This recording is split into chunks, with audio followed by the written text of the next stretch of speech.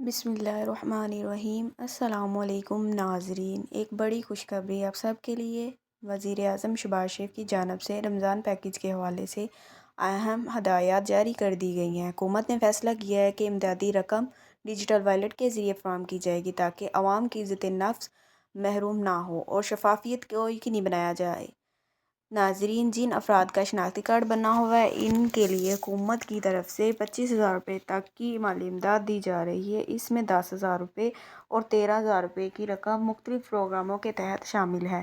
مستحق افراد کو 499 سے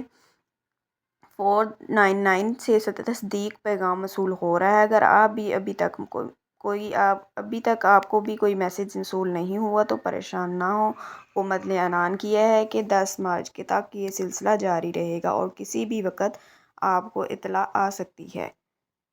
یہ امداد ان افراد کو دی جا رہی ہے جو پہلے سے BISP یا NSCER سروے میں رجسٹرڈ ہیں۔ اگر آپ کا سروے مکمل ہے تو آپ کے اہل ہونے کے امکانات زیادہ ہیں۔ اگر سروے نہیں ہوا تو اپنا ڈیٹا رجسٹر کروانا ضروری ہے۔ اہلیت چیک کرنے کے لیے آپ سرکاری ہیلپ لائن پر رابطہ کر سکتے ہیں یا آفیشیل پورٹل کے ذریعے اپنے شناختی کارڈ نمبر درج کرکے معلومات حاصل کر سکتے ہیں۔